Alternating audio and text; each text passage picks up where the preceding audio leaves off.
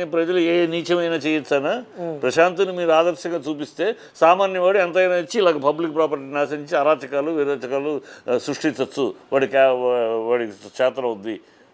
రౌడీలే కాదు సామాన్యుడు కూడా రౌడీతనం చేయొచ్చానా? అదే మీరు ఫోకస్ చేస్తుంది, అదే మీరు చూపిస్తుంది. ఇది ఇడియాటిక్ ప్రోగ్రామ్, ఒక క్షుద్రమైన నీచమైన నికృష్టమైన భ్రష్ట జష్ట ప్రోగ్రామ్. ఆ బిగ్ బాస్ ప్రోగ్రామ్ గురించి మీరు చిల్లర ప్రోగ్రామ్ అని చెప్పి ఎంత విమర్శిస్తున్నారు మీరు? సో మరి ఎందుకు అంతమంది ప్రేక్షకులు దాన్ని ఆదరిస్తున్నారు? ఎంతమంది ప్రేక్షకులమ్మా, ఎంతమంది గతంలో చూసుకుంటూ పోలిక చూస్తే నాగార్జున కోసం చూస్తున్నారు, యూతులు చూస్తున్నారు, యూత్ ఇంటర్నెట్లో బూతులు చూస్తున్నారు, యూతులు ఎంతమంది చూస్తున్నారని బూతులు ప్రోగ్రామ్ ఇంటర్నెట్లో గొప్పది అంటావు నువ్వు? ఇంటర్నెట్లో ఎంతమంది చూస్తున్నారు? మరి రామగోపాల్ వర్మ నగ్నంగా సినిమా తీస్తే వేస్తే కోట్లు లక్షలు వ్యూవర్స్, అందుకని అందరూ తీద్దామా? చూస్తారు. బూతుని అట్రాక్ట్ చేసినట్టు అట్రాక్ట్ చేసినట్టు మంచిది అట్రాక్ట్ చేయదు. వీళ్ళు నాగార్జున ఉన్నాడు, పైగా నాగార్జునకి వాడిని అరెస్ట్ చేయడం కాదు, నాగార్జునకు నోటీస్ ఇవ్వాలి. నాగార్జునకు బుద్ధి జ్ఞానం ఉండాలి. మనిషి తను ఒక సెలబ్రిటీగా చిరంజీవిని అమితాబ్ బచ్చన్ని సచిన్ టెండూల్కర్ని ఆదర్శంగా తీసుకోవాలి. చిరంజీవి గారు ఒకసారి పెప్సీ యాడ్ ఏదో చేస్తుంటే నారాయణ కమ్యూనిస్ట్ సిపిఎం నారాయణ గారు చిరంజీవి గారికి ఒక లెటర్ రాశారు. ఫోన్ చేయటమో మాట్లాడటమో లెటర్ రాశారు. ఏమంటే మీరు ఈ ప్రోగ్రామ్ చేయడం వల్ల చిన్నపిల్లలందరూ కూడా పెప్సీ తాగటము వాళ్ళ ఆరోగ్యం చెడిపోతానే, మీరు ఇది ఎందుకు చేయాలి, ఆపేయచ్చు కదా అంటే చిరంజీవి గారు నేను ఆ డబ్బులు నేను తీసుకోవట్లేదు, బ్లడ్ బ్యాంక్ ఇస్తున్నాను. బ్లడ్ బ్యాంక్ మీరు ఈ ప్రోగ్రామ్ చేయటం ఎందుకు, వాళ్ళ ఆరోగ్యం చెడగొట్టడం ఎందుకు, మళ్ళీ ఆ బ్లడ్ బ్యాంక్ ఇవ్వటం ఎందుకండి, మీరు మానేయచ్చు కదా అంటే ఆయన ఇమ్మీడియట్గా మానేస్తే కోర్టు కేసులు వస్తాయి అగ్రిమెంట్ అయినాక ఇక నేను చెయ్యను అన్నాడు. ఆ రోజు నుంచి ఈ రోజు దాకా ఆయన అలాంటి ప్రోగ్రామ్ చేయట్లా. అమితాబ్ బచ్చన్ కూలీలో యాక్సిడెంట్ అయితే హాస్పిటల్ తీసుకెళ్తే ఆయన పేగు మొత్తం కోసేయాల్సి వచ్చింది. ఎందుకురా అంటే ఆయన కోలా డ్రింక్స్ విపరీతంగా తాగుతాడు, అందువల్ల అది పుచ్చిపోయింది, దాన్ని తీసేయాల్సి వచ్చింది. దాంతో ఆయన నెక్స్ట్ ఇమ్మీడియట్గా కోలా అడ్వర్టైజ్మెంట్ నేను చెయ్యను, ఇలాంటి ప్రోగ్రామ్స్ నేను చెయ్యను అని చెప్పి అప్పటి నుంచి ఇప్పటిదాకా ఆయన ఇలాంటి సమాజానికి చెడు చేసే ఏ ప్రోగ్రాము చేయట్లా. సచిన్ టెండూల్కర్ ఏనాడైనా ఒక ఇలాంటి ప్రోగ్రామ్ నేను చూసాను, డీసెంట్ ప్రోగ్రామ్ చేస్తారు. ఒక సెలబ్రిటీగా నీకు ఒక బాధ్యత ఉంది. సెలబ్రిటీగా నిన్ను ఎందుకు పిలిచారు? ఇంకెవడో నాగార్జున కాకుండా ఎవడన్నా ఇంకోటి వేరే మామూలుగా సెలబ్రిటీ కాకుండా మామూలుగా ప్రోగ్రామ్ నడపమండి. కుక్కలు కూడా చూడ ఆ ప్రోగ్రామ్. నాగార్జున ఉన్నాడు కనుక ఏదో చూస్తున్నారు. ఆ ప్రోగ్రాముకి నీకు బాధ్యత ఉంది. నువ్వు ఇలాంటి అశ్లీలత ఏంటి, ఈ డబుల్ మీనింగ్లు ఏంటి, ఈ బెడ్ మీద ఒకళ్ళ పడుకుంటాం ఏంటి, ఈ దరిద్రం ఏంటి, ఇలాంటి ప్రోగ్రాములకి నేను చెయ్యను. 2 గంటల ప్రోగ్రామ్ నేను చూస్తేనే ఇంత దారుణంగా ఉంది, 24 గంటల కనుక మీరు మొత్తం చూస్తే ఏమైపోతుంది, నేను చెయ్యను, ఏమి కరెక్ట్ చేయండి అని అనాలి.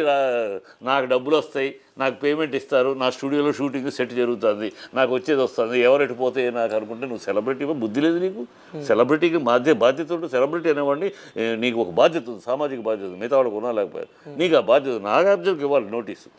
ఈ స్పాయిలింగ్ ది అని నాగార్జునకి ఇవ్వాలి, ఆర్గనైజేషన్కి ఇవ్వాలి నోటీసు. మీకు పోలీస్ సెక్యూరిటీ పెట్టలేరు, ఇంత ప్రోగ్రామ్ జరుగుతుంటే మీరు సెక్యూరిటీ ఏర్పాటు చేయటం బాధ్యత కాదు మీకు. వాళ్ళకి బాధ్యత లేదు, కంటెంట్లో బాధ్యత లేదు, వాళ్ళ సెలక్షన్లో బాధ్యత లేదు. అబాధ్యత ఆర్గనైజేషన్. డబ్బులు వస్తే చాలు మేమేమైనా చేస్తారంట పెచ్చనా కొడుకులు. ఆ డబ్బులు వస్తే చాలు అనుకుంటే రెడ్ లైట్ ఏరియాలో కూడా బ్రోకర్లకు డబ్బులు వస్తాయి. బ్రోకర్లు అక్కడ నుంచి డబ్బులు వస్తాయి మాకేముందని వీళ్ళు అక్కడ మూలకు ఒక రెడ్ లైట్ ఏరియా కట్టుకోమనండి డబ్బుల కోసం. అంటే అలా అని అంత రీఛార్జ్ అయితే ఆ పని చేయమనండి. రెడ్ లైట్ బ్రోకర్ల కన్నా హీనంగా బాధ్యత వహిస్తున్నారు వీళ్ళు. బుద్ధి జ్ఞానం ఉండాలి. కడుపుకు అన్నం తింటున్నాం, కడుపుకు అశుద్ధం కాదు మనం తింటున్నామని ఆర్గనైజర్స్ బుద్ధి ఉండాలి. ఇకనైనా వాళ్ళ బుద్ధి జ్ఞానం ఉంటే ఇకనైనా మళ్ళీ రివైవ్ చేసుకునే ప్రోగ్రామ్ని ప్రీవియస్ 1, 2, 3 ప్రోగ్రాముల్లో సీజన్స్లో కనుక జరిగినట్టు డీసెంట్గా ఒక ఇంటలెక్చువల్ ప్రోగ్రాము, ఒక టాస్కులు మంచి ఒక తెలివితేటగా ఉండేటట్టు ప్లాన్ చేయాలి. లేకపోతే మూసుకుని కూర్చోవాలి. లేకపోతే ప్రజలు తంతారు. ఇవాళ ఇది కాదు, రేపు ప్రజలు మీ స్టూడియోకి వచ్చి సెటిల్ మీదకి తంతారు. ఆ రోజు వస్తుంది ఇలా నీచంగా మీరు ప్రవర్తిస్తూ ఉంటే. బుద్ధి జ్ఞానం కావాలి. మనకు బాధ్యత ఉంది, మనం డబ్బులు ఇప్పుడు కౌన్ గనే పరగపతి ఎవరు దాని గురించి ఎందుకు మాట్లాడరు? దాంట్లో అది పెద్ద హిట్ ప్రోగ్రామ్. ఎందుకు మాట్లాడరు దాని గురించి? ఎవరు? ఎందుకు? దాంట్లో చూసేవాడికి విజ్ఞానం ఉంది, చేసేవాడికి విజ్ఞానం ఉంది, కొంచెం తెలుసుకుంటారు విషయాలు. ఏముంది ఇంట్లో? ఆ ప్రయోజనం ఏముంది ఈ ప్రోగ్రాంలో? ఎంత బాగా ఇప్పదీసి తిప్పుకోవచ్చని డ్రెస్సింగ్లు నేర్చుకోవాలా? లేకపోతే ఒకళ్ళొకళ్ళు కౌగులించుకుని ఎలా కౌగులించి ముద్దులు పెట్టుకోవాలి నేర్చుకోవాలా? లేకపోతే సంబంధం లేని మగ ఆడ బెడ్లో ఎలాగో పడుకోవాలి నేర్చుకోవాలి? ఏం నేర్చుకోవాలి ఈ ప్రోగ్రాంలో? ఏం తెలుసుకోవాలి మీరు? Public romance is prohibited. According to Indian law, public romance is prohibited. How can you expose public romance in TV? Public romance is prohibited. You cannot show నాలుగు గోడల మధ్య జరిగే నువ్వు ఎట్లా ఎక్స్పోజ్ చేస్తావు? బుద్ధి జ్ఞానం ఉండాలి. కడుపుకు మనం తింటున్నామయ్యా, అన్నం తింటున్నాం. గడ్డి తినే పశువు కూడా పాలిస్తుందయ్యా. మనం అన్నం తినేటప్పుడు మనం ఇలాంటి బుద్ధిహీన పనులు చేయకూడదు. ఆర్గనైజర్స్ బుద్ధి జ్ఞానం ఉండాలి. నాగార్జునకి బాధ్యత ఉండాలి. నేను ఒక సెలబ్రిటీ, నన్ను బట్టి ఆడియన్స్ వస్తున్నారు, ప్రేక్షకులు నన్ను బట్టి వస్తారు, నాకు బాధ్యత ఉంది. నేను ఇలాంటి పనులు చేయను, ఇలాంటి ప్రోగ్రాంలు నేను చేయను, మీరు కరెక్ట్ చేయండి లేదా నేను రాను అని ఒక మాట అంటే వాళ్ళు దెబ్బకి రారు దారికి. అంటే ఈ బిగ్ బాస్ ప్రోగ్రామ్ తెలుగులోనే కాకుండా కూడా హిందీలో ఉంది, తమిళ్లో ఉంది, చాలా దగ్గర నడుస్తుంది కదా. సో తెలుగు వచ్చేసరికి ఏమవుతుంది? తెలుగు తమిళ్లో కూడా చీపు దిగింది. మళ్ళీ కమల్ హాసన్ తీసుకొచ్చి కాస్త రెక్టిఫై చేశారు, కొన్ని మార్పులు చేశారు. హిందీలో కూడా ఆ మధ్య బాత్రూంలో గొడవలు అవి జరిగి సల్మాన్ ఖాన్ వచ్చి అందరిని తిట్టి చేసినాక మళ్ళీ సెట్ అయింది. అట్లాగే ఇక్కడ కూడా అందుకనే నేను అంటున్నది నాగార్జున అక్కడ హిందీలో ఇలాగే చిల్లరతనంగా జరుగుతుంటే సల్మాన్ ఖాన్ మొత్తం వచ్చి తిట్టి ఓపెన్గా అందరి ముందు తిట్టి ఏం చేస్తున్నారు, ఏం ప్రోగ్రామ్ ఎందుకు చేస్తున్నారు, ఏమనుకుంటున్నారు మీరు అందరూ తిరిగితే ఆ నెక్స్ట్ నుంచి కొంచెం డీసెన్సీ తయారైంది. అలాగే కమల్ హాసన్ వాళ్ళు సెలబ్రిటీని పెట్టుకున్నప్పుడు మీకు బాధ్యత ఉంది. నాకు డబ్బులు వస్తాయి, నా సెట్లో నా స్టూడియోలో షూటింగ్లో చేస్తారు, నాకు డబ్బులు వస్తాయి, నేను తొంగుంటానంటే కుదరదు. నువ్వు సెలబ్రిటీ అంటే నీకు బాధ్యత ఉంది. డబ్బులు వస్తాయి చాలా అనుకుంటే నువ్వు వ్యభిచారివి కాదు కదా. నువ్వు సెలబ్రిటీకి 10 మంది గౌరవించే వ్యక్తి, నిన్ను బట్టే ప్రేక్షకులు వస్తున్నారు కనుక బాధ్యత ఉండాలి. వాళ్ళు ఆ బాధ్యత నిర్వర్తించారు. చిరంజీవి గారు, అమితాబ్ బచ్చన్లు వాళ్ళ బాధ్యత నిర్వర్తించారు సెలబ్రిటీగా. నువ్వు వాళ్ళని చూసి నేర్చుకుని బాధ్యత నిర్వర్తించారు. సార్ మనం ఏదైతే బిగ్ బాస్ టైటిల్ గెలిచిన రోజు ఆ రోజు మనము చూసినట్టయితే సో పోలీసులు అలాగే బిగ్ బాస్ వ్యవస్థ కరెక్ట్ ఉంటే ఇలాంటి సంఘటనలు జరగకుండా ఉంటే జరగదు. పోలీస్ భద్రత కూడా ముందు నుంచే బిగ్ బాస్ ఏర్పాటు చేసి ప్రశాంత్ అనే వ్యక్తి రోజు జైలుకి వెళ్ళేవాడు కాదు కదా. ఆర్గనైజర్స్కి తెలియాలి ఎంతమంది వస్తారు, ఏమిటి గొడవ, దీనికి పోలీసులు వెళ్ళి ఆర్గనైజర్స్ కావాలి. వాళ్ళకి కడుపుకు అన్నం తింటున్నారో అశుద్ధం తింటున్నారో తెలియదు. వాళ్ళు ఆర్గనైజ్ ఫెయిల్యూర్ ఇది, వాళ్ళ ఫెయిల్యూర్. అందుకని నేను వీడి శుద్ధపోస కాదు, వీడిని పోలీసులు వద్దంటే కూడా వెళ్ళి చండాలం చేశాడు కనుక వీడు శిక్షార్హుడే, వాళ్ళకు కూడా శిక్షార్హులు అంటున్నాడు. వాళ్ళు కూడా ఈవెన్ ఆర్గనైజర్స్ శిక్షార్హులే. Notice to be sent to Nagarjuna also. So ఇంతకుముందు కూడా బిగ్ బాస్ పైన అనేక మార్లు కేసులు చూస్తున్నాము, లాయర్లు కానీ. సో సిపిఐ నారాయణ గారు కూడా కేసు వేయడం చూస్తున్నాము. దాని తర్వాత కూడా ఇంకా నడుస్తూనే ఉంది కేసు. అంటే దీనికి ఎండింగ్ వాళ్ళు ఇప్పుడు సజ్జనార్ గారు పోయినసారి నారాయణ గారు మాలాంటి వాళ్ళు మేము అందరం వెళ్ళి సజ్జనార్ కలిస్తే ఆయన ఏమన్నా మేమేమీ చేయలేము, పోలీసుగా మేమేమీ చేయలేము, కోర్టులోనే తెలుసుకోవాలి, ఎందుకంటే వాళ్ళు పర్మిషన్ తీసుకున్నారు, వాళ్ళు బాగా ఇన్ఫ్లుయెన్స్ ఉంది, అలాగే పర్మిషన్ తెచ్చుకున్నారు ఎట్లాగో. సో సెంట్రల్ గవర్నమెంట్ కానీ వీళ్ళు కానీ చేయాలి, కానీ మేమేమీ చేయలేము. సెంట్రల్ గవర్నమెంట్ ఏమో హిందీలో బాగానే ఉంది కదా, ఇలాంటి అరాచకాలు లేవు, తమిళ్లో కూడా బాగానే ఉన్నాయి కదా, తెలుగులో జరుగుతూ ఉంటే తెలుగులో రెక్టిఫై చేయాలి, అందుకని బ్యాన్ చేయలేమని వాళ్ళు అన్నారు. అదే సజ్జనార్ ఈరోజు కేసు వేసింది. అదే సజ్జనార్ ఇవాళ కేసు వేసే. ఇవాళ సజ్జనార్ కేసు వేయడానికి ఎందుకు, ఈ ప్రోగ్రాం గురించి కాదు, వాళ్ళ పోలీస్ వెహికల్స్ కూడా పగలగొట్టారు, ఆర్టీసీ బస్సులు పగలగొట్టారు.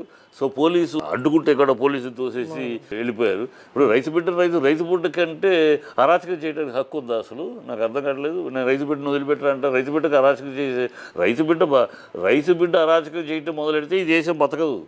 రైతు బిడ్డ శాంతి దూత అవ్వబట్టే కష్టాలు భరించి మనకు అన్నం పెట్టేవాడు కనుకే ఉంది. రైతు బిడ్డ అరాచకాలు చేయడానికి మొదలెడితే అసలు నువ్వు నేను ఎవరు బిగలం. ఆ మాత్రం రైతు బిడ్డ అని పేరు వాడుకుని వాళ్ళకి చెడ్డ పేరు తీసుకురావడం.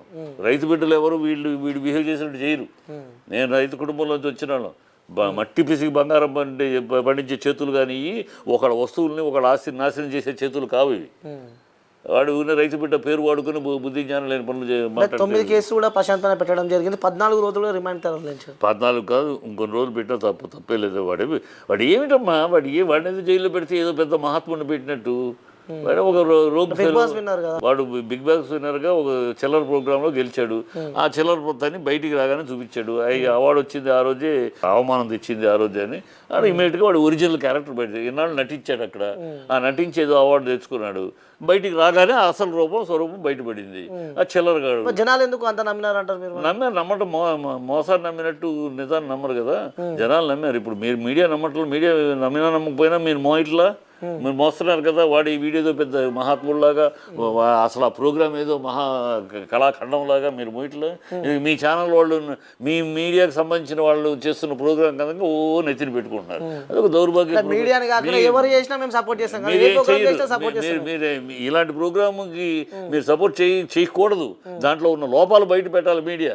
దాంట్లో ఇలా జరుగుతుంది, లేదా లోపాలు బయట మాలాంటి వాళ్ళు బయట పెడుతున్నారు, మీరు లోపాలు బయట పెట్టాలి, కవర్ చేస్తున్నారు. ఎందుకంటే మీ గ్రూప్ అది, మీ మీడియాలో ఒక ఛానల్ చేస్తున్న ప్రోగ్రామ్ అది కనుక మీకు మేము తినాలి అన్నట్టు మీకు సమర్థించుకుంటారు. అది ఒక దౌర్భాగ్యపు ప్రోగ్రామ్. దాన్ని నెత్తిన పెట్టుకుని మాట్లాడతారు మీరు.